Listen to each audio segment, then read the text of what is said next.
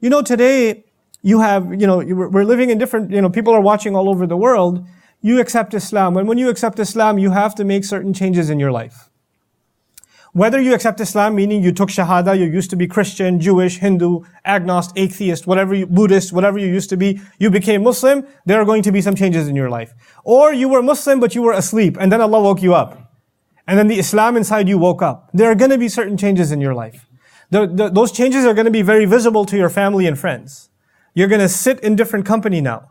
You're not going to enjoy the same old parties that you used to because you see certain things are not permissible in those parties. You're going to notice that the way you used to make money is not very good, so you're going to lose some business. You might even have to quit your job as a result. There were some associations, friends, affiliations you used to enjoy and they were a regular part of your life, and you've cut yourself out of those associations because those things led to bad to worse to worse to worse. So you're going to become more and more and more isolated when you take your religion seriously at first, because there are certain things your religion doesn't allow you to do. And the people around you have no problem with it. So they'll notice that you've become weird. You've become isolated. You've become cut off. And they're going to call you a fool. And when you try to give them da'wah, or you try to say, hey, you should listen to this. Hey, why don't you come to the masjid with me? They're going to say, no, you want me to be like you? Is that what you want? You want me to be turned into a weirdo extremist like yourself? No thanks. You're going to hear these words from your cousins, your siblings, your family members, your friends. Those are the people that are going to think you're strange.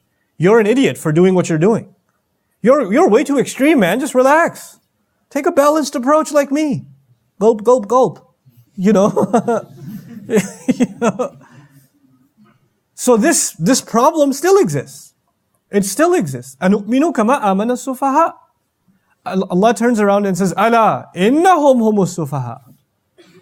You had better realize. You see Allah again? Yani intabihu, pay attention.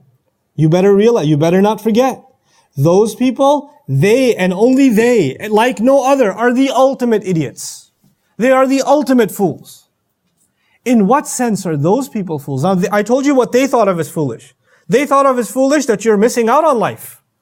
You made all these sacrifices for what? Jannah is easy, man. You don't have to make all these sacrifices.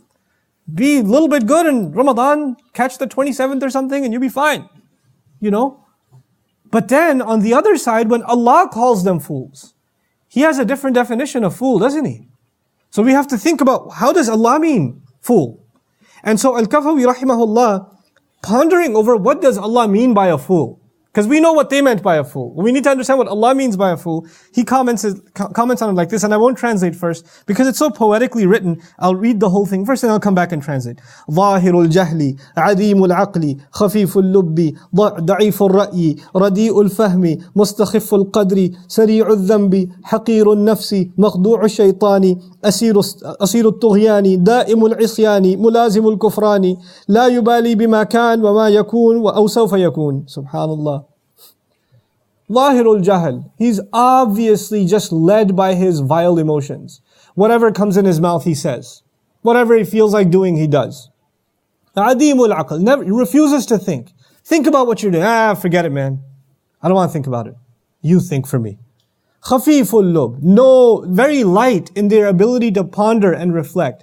When you drown your ears out with music and it's constantly pounding in your head, or your eyes are exhausted with episode after episode after episode, what time do you have left to think? Even when the screen is off, you're thinking about the next episode. You're not thinking about why you exist, or what your purpose is for like you don't, And those mindless beats are still pounding in your head as you're walking around. That's all that's going on in your head. It's taken over. Khafiful lub. They don't use this incredible thing Allah gave the human being, this mind. They've numbed this mind. It has its own kind of drugs. And like an addiction to entertainment is a drug by itself. That kills your ability to think. It kills your ability to use your mind for what it should be used for. And it's not just for young people. We have elders in our community addicted to soap operas, or aunties addicted to Pakistani dramas, and ab kya hoga? Unki shadi hogi ki nahi hogi? Like they're gonna, they're just drowned in this stuff. Da'ifur ra'yi. Weak in forming any opinion. I don't know. I'm not sure. Living a whole life of I'm not sure, I don't know. Nothing's clear in life. Radi'ul fahmi, just completely rejected in terms of understanding. In other words, they don't care to develop an understanding of anything. Mustakhiful qadr, and now they're less and less capable. Sari'ul dhanb, very quick to do sins though. Very quick to do sins. Haqirun nafs. Basically, no dignity, no respect for self. Then no self-respect. Makhdu'u shaitan, completely deceived by shaitan. Asiru tughyan, they've become a prisoner to their own disobediences to God. They are addicted to sinning against Allah. Prisoners to rebellion. Da'imul isyan, constantly sinning. Constantly doing evil. Mulazimul kufran.